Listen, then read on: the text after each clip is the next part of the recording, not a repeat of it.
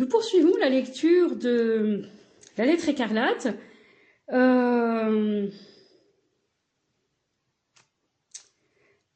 Nous allons lire un petit passage en anglais pour poursuivre en français.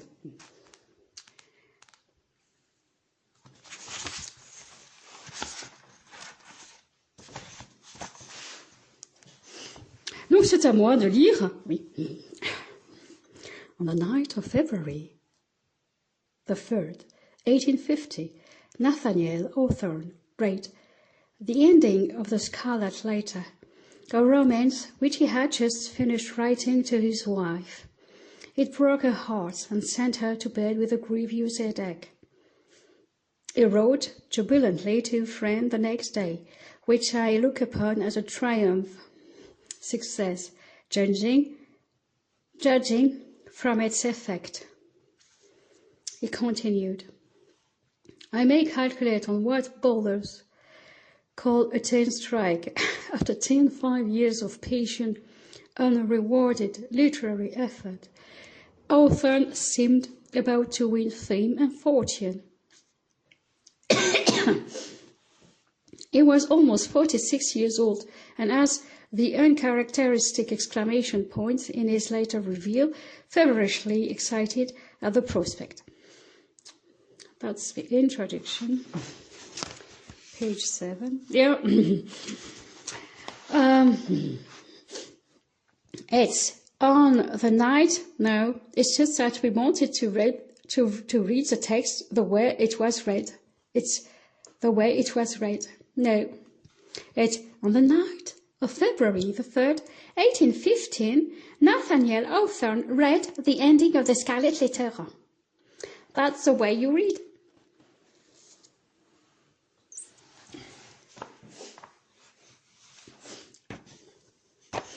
I was just interested in the way he said something. I was not about to say that like that, sir. I was just saying something, he said. It broke her heart and sent her to bed with a grievous headache. I know what a grievous headache is.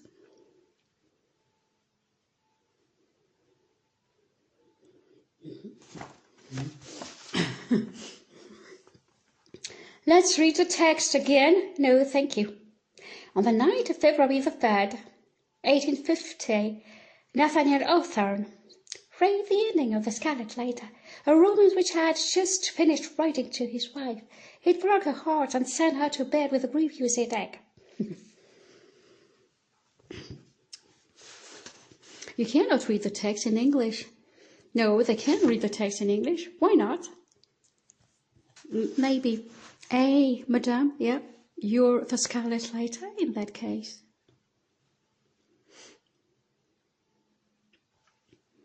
Me? Vous voulez dire moi? Well, it's always the same person reading that. No. Wait a minute. Hey. It's on the night of February the 3rd, 1850. Yes, that's it. That's Josiane. No, that's not Josiane. It's me. It's on the night of February the 3rd, 1850. Nathaniel Hawthorne read the ending of the Scarlet Letter. I cannot read that like that. No. We are so disappointed. Yeah. It's the way it should be read. We don't agree with that. It's the Scarlet Letter. Yeah. Is that literature or not?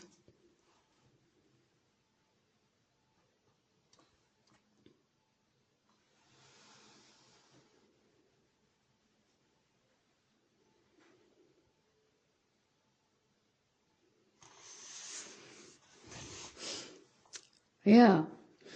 Il y a cette coquetterie de vouloir paraître éblouissant en anglais, de votre part, ou là.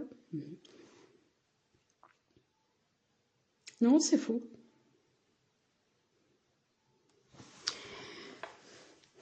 So, no, on the night of February the 3rd, 1850, Nathaniel Hawthorne read the ending of the Scarlet Letter. The Scarlet Letter, a romance which he had just finished writing to his wife. It broke her heart and sent her to bed with a grievous headache. He wrote jubilantly to a friend the next day, which I look upon as a triumph success, judging from its effect. He continued.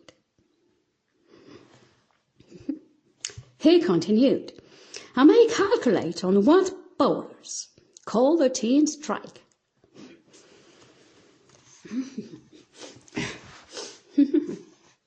Yes, I may calculate on what bowlers call a 10th strike. After 25 years of patient, unrewarded literary effort, Hawthorne seemed about to win.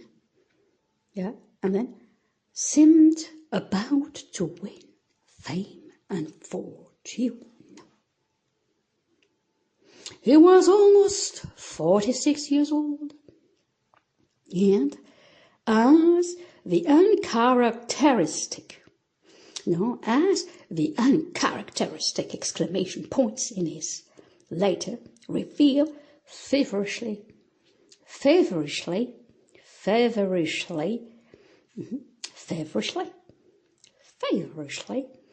yeah, that's the blah you have here.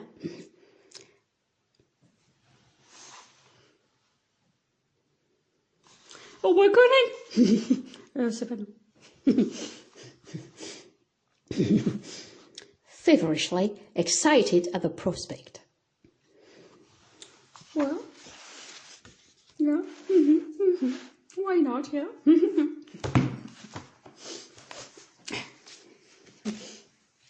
Bien, nous allons lire, donc la lettre écarlate, Nathaniel Hawthorne, oui.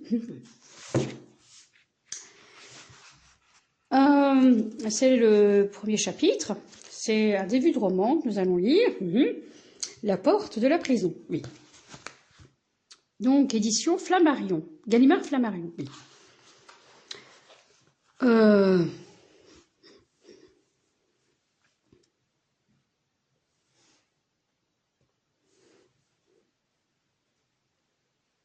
Une foule d'hommes barbus en vêtements de couleur tristes et chapeaux gris et à haute calotte en forme de pain de sucre, mêlés de femmes, certaines portant capuchon, d'autres la tête nue, se tenaient assemblées devant un bâtiment de bois dont la porte aux lourdes traverses de chêne était cloutée de fer. Une foule d'hommes barbus en vêtements de couleur tristes et par chapeau. Non. C'est pas Didier Van Cavolaire que nous sommes en train de lire. Oui, effectivement, ça suffit.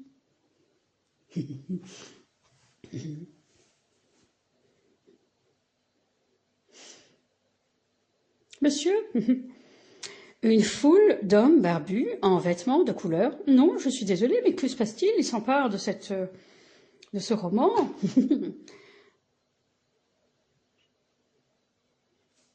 Ils en font un enjeu personnel ou quoi? C'est à moi. Les Anglais? Oui, eh bien. Une foule d'hommes barbus, en vêtements de couleur tristes et chapeaux gris, à haute calotte en forme de pain de sucre mêlés de femmes, certaines portant capuchon, d'autres la tête nue, se tenaient assemblées devant un bâtiment de bois dont la porte aux lourdes traverses de chêne était cloutée de fer. Nous ne sommes pas satisfaits. Eh bien, une foule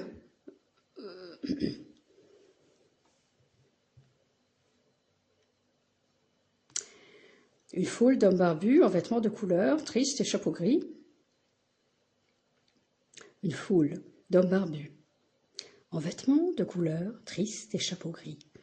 À haute calotte en forme de pain de sucre, mêlée de femmes, certaines portant capuchon, d'autres la tête nue, se tenaient assemblées devant un bâtiment de bois dont la porte aux lourdes traverses de chêne était cloutée de fer.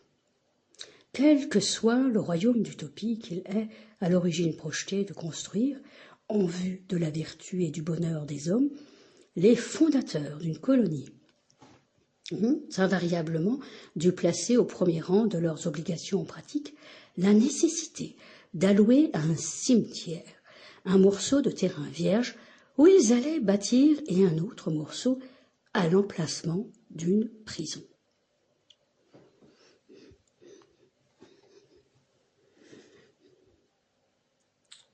Oui.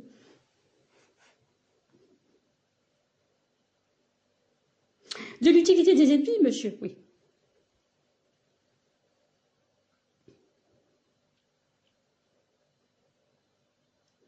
Une foule d'hommes barbus, en vêtements de couleur, tristes et chapeaux gris, à haute calotte en forme de pain, de sucre mêlé de femmes, certaines portant capuchon, d'autres à la tête nue, se tenaient assemblées devant un bâtiment de bois dont la porte, aux lourdes traverses de chêne, était cloutée de fer.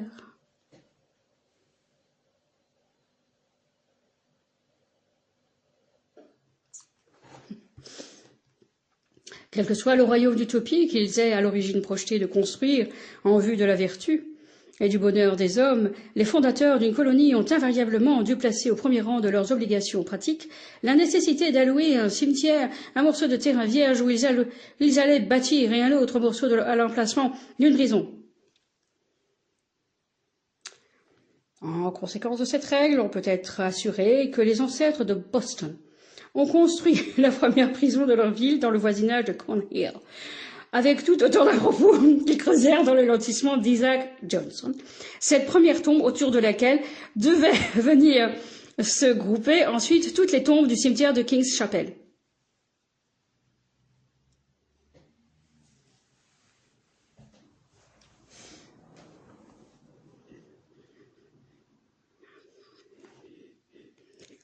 Et quelques 15 ou 20 ans après la fondation de la colonie, la prison portait sûrement déjà les traces du passage des saisons et d'autres marques encore de vieillesse, qui assombrissaient un peu plus sa morne façade couleur de hanneton. La rouille des pesantes serrures de la porte de chêne avait l'air plus ancienne que n'importe quoi d'autre dans le nouveau monde. Comme tout ce qui touche au crime, elle semblait n'avoir jamais eu de jeune temps. Devant le vilain édifice et le séparant de l'ornière des roues de charrette qui traçaient la rue, il y avait un carré tout envahi de chardons, de chiendents, de bardanes. Ces mauvaises herbes trouvaient évidemment quelque chose de conforme à leur nature dans un sol qui avait porté de si bonheur cette fleur maudite de la société civilisée qu'est une prison. Mais, d'un côté du portail et presque sur le seuil du bâtiment sinistre, un rosier sauvage avait pris racine. Il était en ce mois de juin tout couvert de ces fleurs délicates, et ces fleurs pouvaient passer pour offrir leur parfum et leur beauté fragile aux prisonniers qui entraient ou aux condamnés qui sortaient pour marcher vers son destin, prouvant ainsi combien le cœur généreux de la nature savait être indulgent. Grâce à un heureux hasard, ce buisson de roses a été conservé par l'histoire.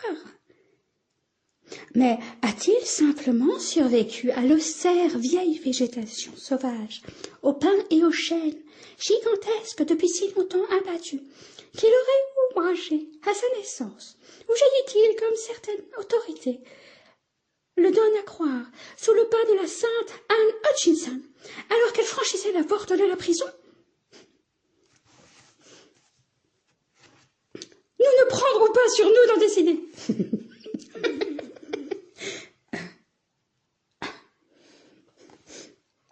Nous trouvons juste au seuil de notre récit qui va tout à l'heure se mettre en route. De derrière derrière cette porte de mauvais augure. Nous ne pouvions guère faire autrement que de cueillir une de ces roses pour la tendre au lecteur. Elle symbolisera, espérons-le, une fleur rédemptrice qui pourrait peut-être doucement poindre chemin faisant, ou tout au moins éclairera une bien sombre histoire de faiblesse et de douleur humaine. Bien.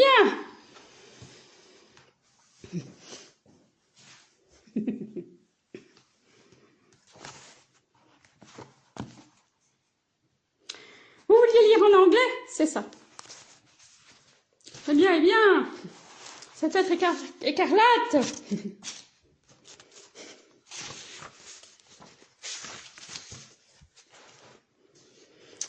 nous donne du fil à retordre. The Prison Door. The Scarlet Letter, Chapter 1. The Prison Door. No, thank you. The Prison Door. A throng of burdened men.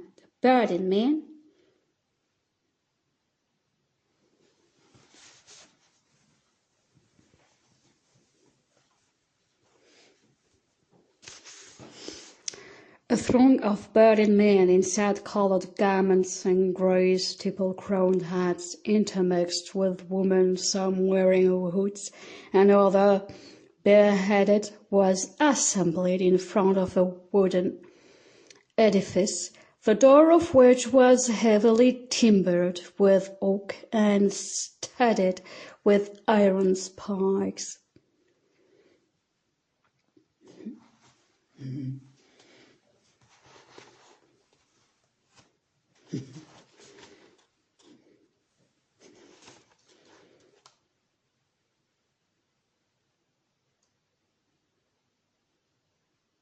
The founders of a new colony, whatever utopia of human virtue and happiness they might originally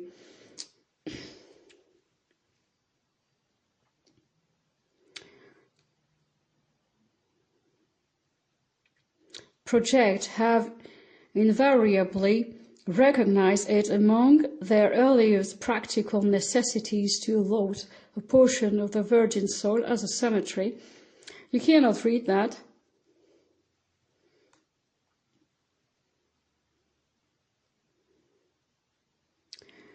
Yeah, de l'utilité des ennemis. The founders of a new colony, whatever utopia of human virtue and happiness they might originally project, have invariably recognized it among their earliest practical necessities to allot a portion of the virgin soul as... What are you reading? Yes, it's just that because we can read that.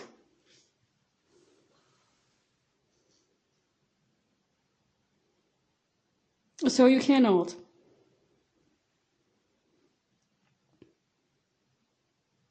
Prove that.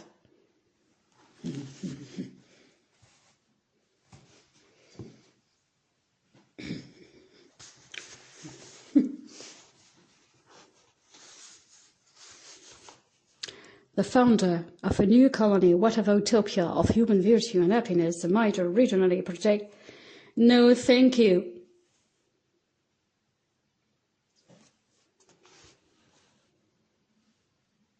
The founders of a new colony, whatever utopia. No, thank you.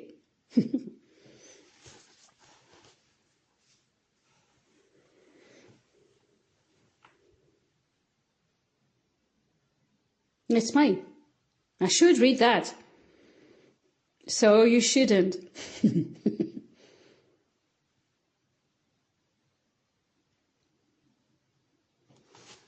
The founders of a new colony, whatever utopia of human virtue and happiness they might originally project. No, thank you.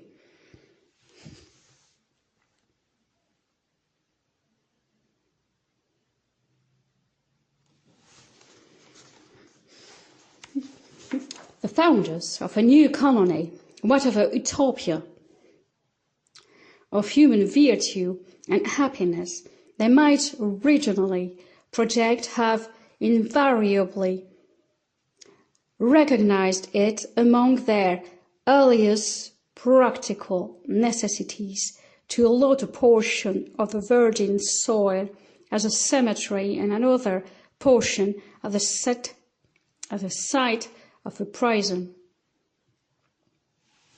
Why do you read that?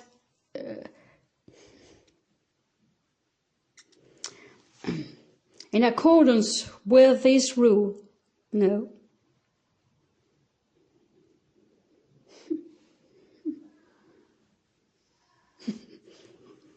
In accordance with this rule, it may safely be assumed that the forefathers of Boston had built the first prison house somewhere in the vicinity of Cornhill, almost as seasonably as they marked out the first burial ground on Isaac Johnson's lot, and round about his grave, which subsequently became the nucleus of all the congregated sepulchres in the old churchyard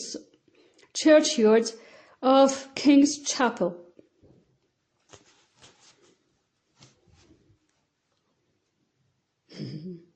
Yeah, but it's difficult. It's difficult, yeah.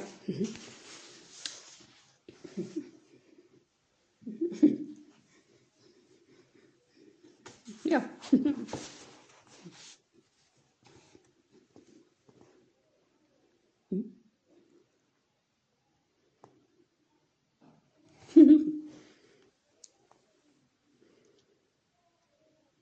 Yeah. Certain it is that some 15 or 20 years after the settlement of this town, the wooden jail was already marked with wither stains and other indication of age, which gave a yet dark aspect to its bitter, broad and gloomy front. No, thank you. That's not the way I could read the text. De l'utilité des ennemis, oui.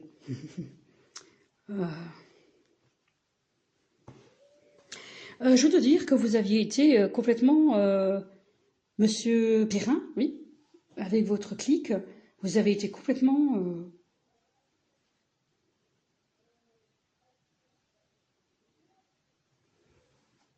déchaîné. De quoi s'agit-il? En fait, on n'a pas le droit de lire chez nous, hein. On y va, nous. On est en train de faire notre radio. Oui, mais pourquoi faites-vous ça?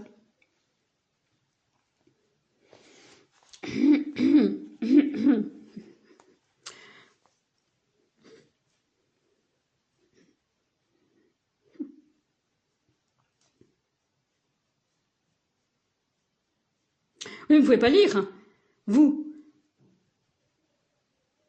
Monsieur m'invite à la lecture, pour mieux me piéger. Oui, parce que vous ne pouvez pas lire, si vous n'arrivez pas à lire.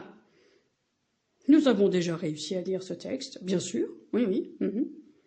Oui, mais... c'est pas nous, c'est pas les bouddhistes, les Kazakhs, oui, parce que vous pouvez pas le lire. Nous, c'est a throng of burning men in a sad color garments and grey. No, thank you. No, no, no. So, certain it is that some... I always do that. I have nothing. Yeah. Yeah, but why do you want to do something like that? Well, I don't want to do something like that. It's just that you cannot read the text the way you read the text. No, you cannot read the text the way you read the text if you cannot read the text the way you read the text. I see.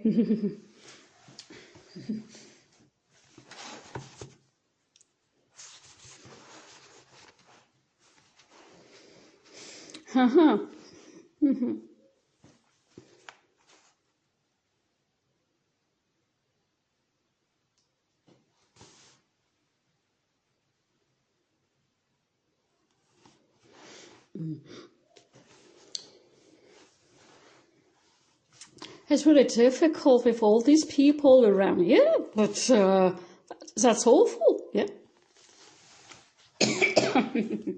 Yeah.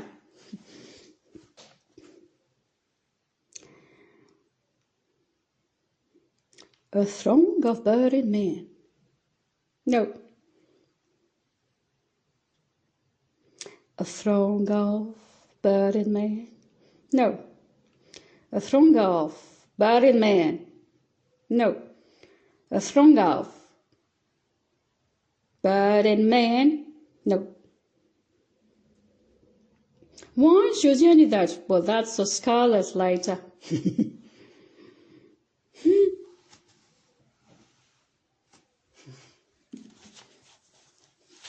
It's my a throng of burning men in sad-coloured garments and grey, stipple-crowned hats, intermixed with women, some wearing woods and other bareheaded, was assembled in front of a wooden edifice, the door of which was heavily timbered with oak and studded with iron spikes.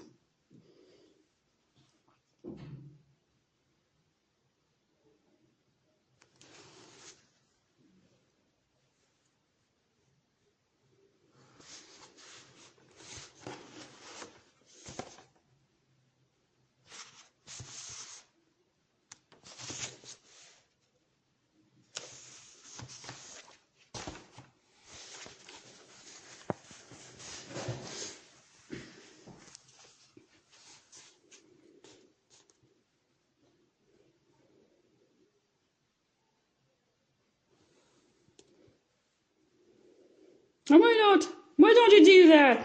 A throng of burning men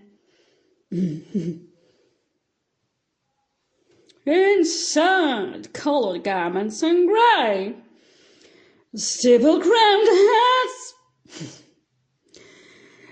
intermixed with women. Why don't you read that like that?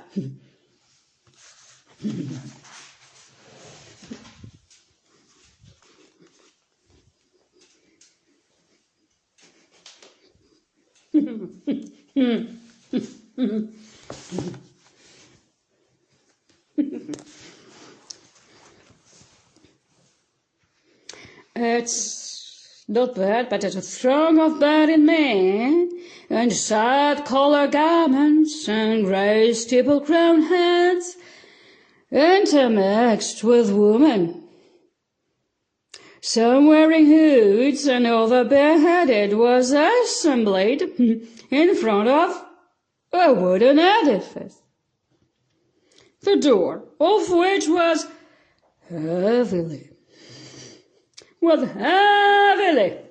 timbered with oak and studded with iron spikes.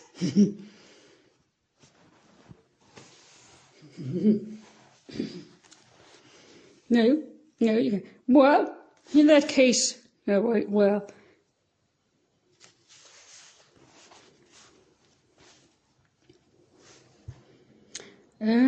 No, I think it's a throng of burning men and sad-coloured garments in grey, stipple-crowned hats. No. Stipple-crowned hats, intermixed with women. That's what's good. Intermixed with women, some wearing hoods and other beheaded, was assembled in front of a oak and of a wooden edifice, the door of which was heavily timbered with oak and studded with iron spikes.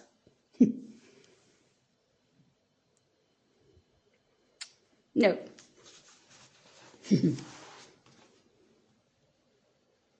No, but so that's a strong of burning man. No, she's coming.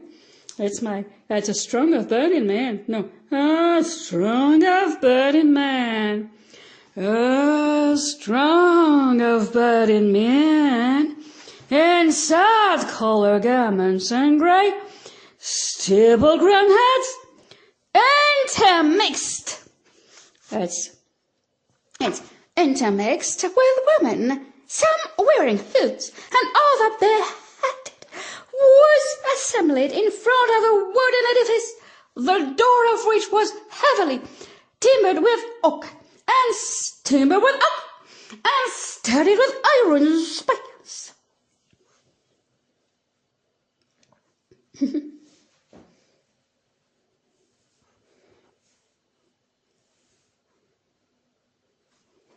No, that's not that. I know, but wait, that was okay from the beginning. Yeah, so a throng of budding men in sad color garment and grey, stipple-crowned hats. No, a throng of budding men, a throng of budding men in sad color garments and grey, stipple-crowned hats, intermixed with women, some wearing hoods and other bareheaded, was assembled in front of a wooden edifice, the door of which was heavily timbered with oak and studded with iron spikes.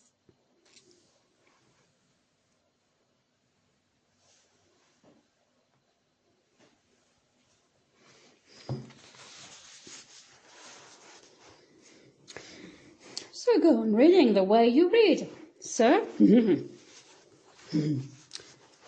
Well, a strong of budding man, no, the founder of a new colony, whatever utopia of a human virtue and happiness and might.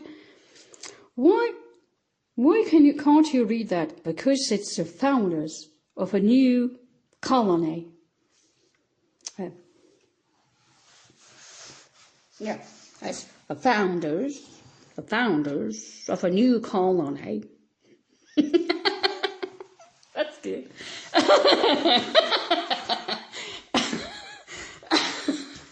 That's not bad. It's the founders. No, it's the founders of a new colony. The founders of a new colony. Whatever utopia of human virtue and happiness they might originally project have invariably recognized it among their earliest practical necessities to allot a portion of the virgin soil as a cemetery and another portion as a site of a prison. It's always difficult, it's always coming. No, it's me. No, it's the founders of a new colony. For me, it's the founders of a new colony. The founders of a new colony. The founders of a new colony. Colony? Yeah, the founders of a new colony. Yeah. No, they cannot do that. They cannot. The founders of a new colony, whatever utopia of human virtue and happiness they might originally protect, well,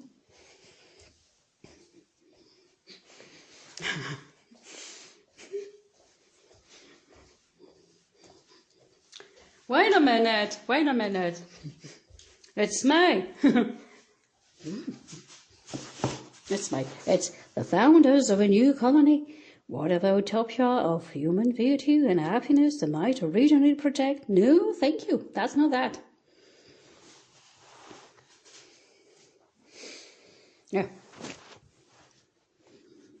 Let's see, the founders of a new colony. Colony? Now, it's me, because we cannot read that. We cannot read that, because you cannot read that. It's just that you cannot read that. Yeah. De l'utilité des ennemis. Oui. C'est pas comme ça. Oui, c'est vrai, c'est ça qu'on a. But it's me, the founders of a new colony. The founders, it's me. Why can't we read that? Because you can.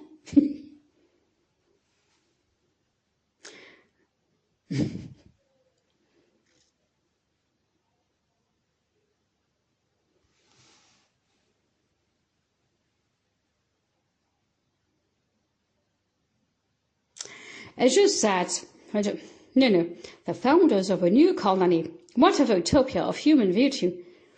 Why is she always doing that, Josiane? Because she's your one. That's a Scarlet Letter.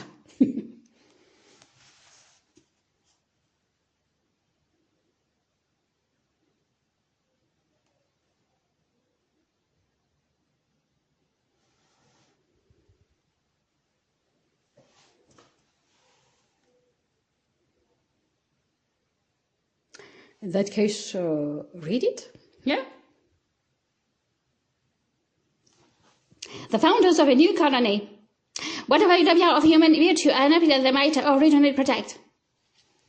Why is she doing that? That's rude. Yeah.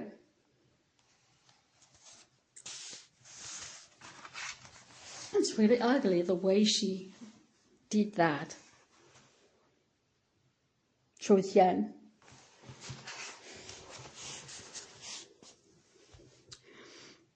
You always say, tu, dans toi, tu, dans tout moi, tu, dans toi, tu, dans tout moi, tu, dans toi, tu, dans tout moi, tu, dans toi, tu, dans tout moi. It's like that, Josiane, yeah?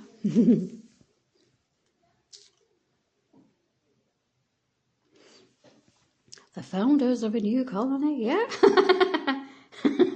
The founders of a new colony.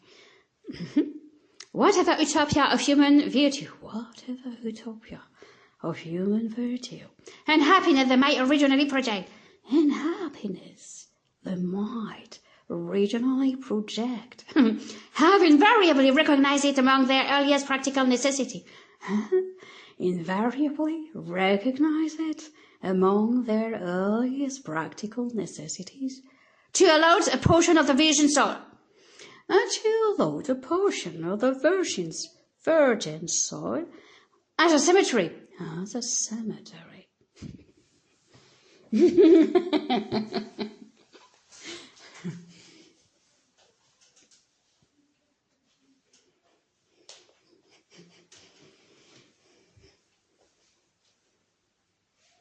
You shouldn't do that to us. You shouldn't do that.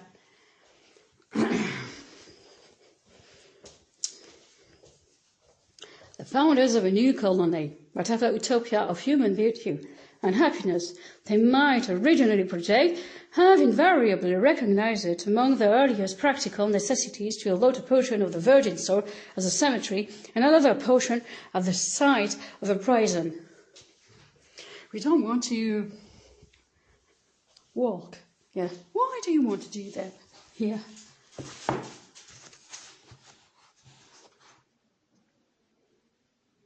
That's rude. It's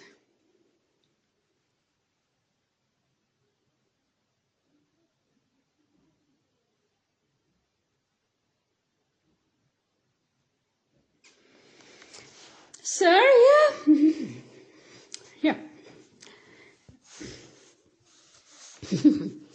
The founder of a new colony, whatever utopia of human virtue and happiness they might originally project. Yes, you cannot read this book. You cannot read that. That's not what you think. Hey, France 2. Hey.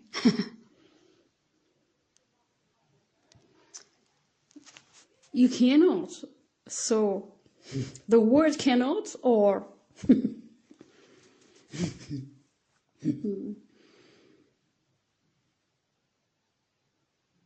No, I didn't say that. I didn't say that. In that case, Mais je fais pas ça, je suis juste en train de dire, d'essayer de lui dire. Mais, the founders of a new colony. We can do that. No, you can't.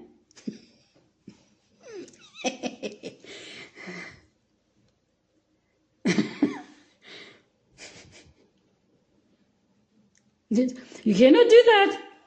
You can, in that case. No, I'm not saying that. I'm not saying whatever you did. Ah, that's great. Not. Yes, but you cannot read that. Ah, we cannot. Yeah. Yeah, absurd, yeah. But, so, sir, yes? The founders of a new colony. The founders of a new colony. No.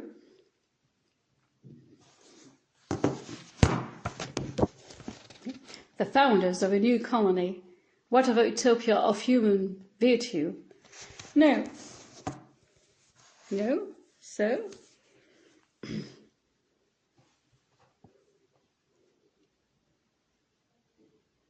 The founders, yeah, the founders of a new colony. Whatever utopia of human virtue and happiness they might originally project have invariably recognized it among their earliest practical necessities to allot a portion of the virgin soul as a cemetery and another portion as a site of a prison.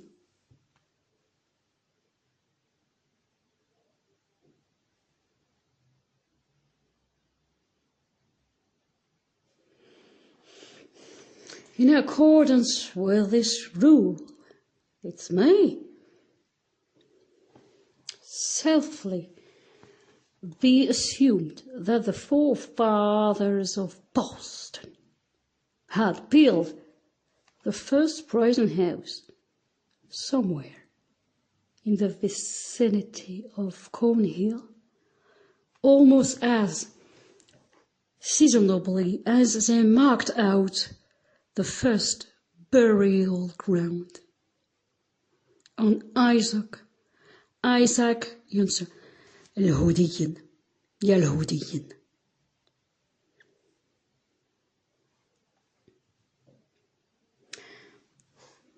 Isaac Johnson's lot يا اليهودية.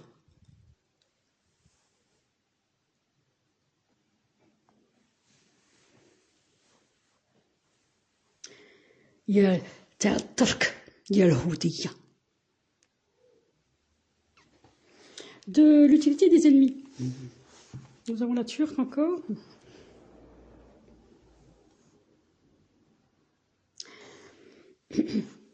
So on Isaac Johnson's lot, a roundabout is grave, which subsequently became the nucleus of all the congregated sepulchres in the old churchyard of King's Chapel.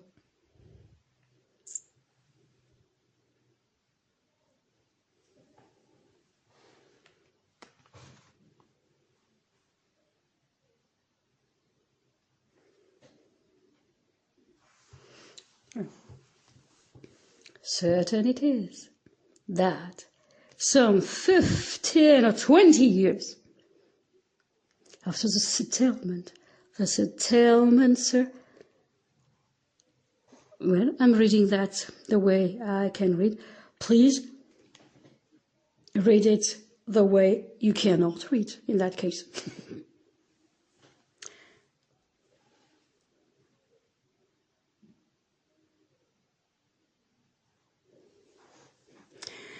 So, some 15 or 20 years after the settlement of the town, the wooden jail was already marked with weather stains and other indications of age, which gave a yet darker aspect to its bitter broad and gloomy front. Yalhodiya.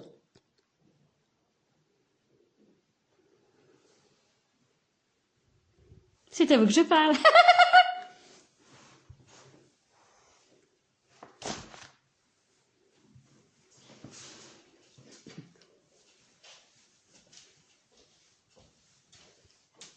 Yalhodiyin.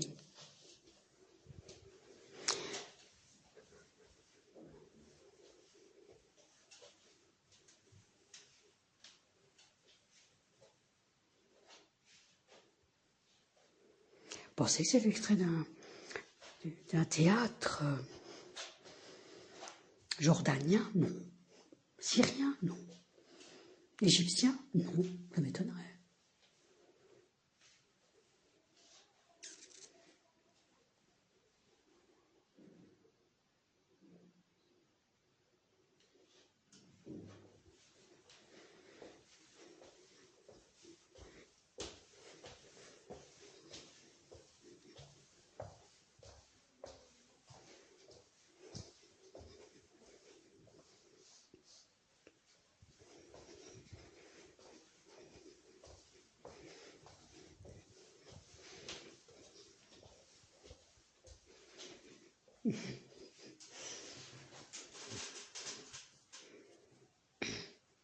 Nous ne sommes pas en train de faire quoi que ce soit avec qui que ce soit, mais je pense que vous avez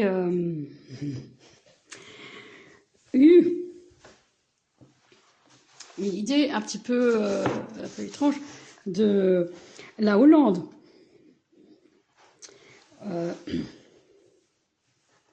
So certain it is that some 15 or 20 years after the settlement of the town,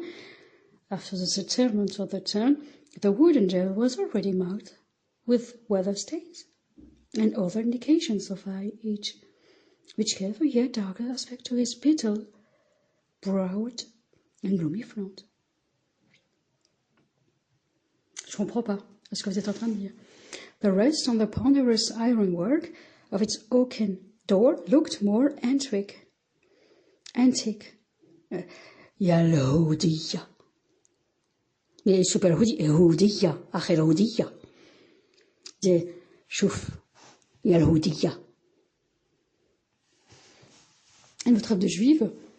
Yalhodiya.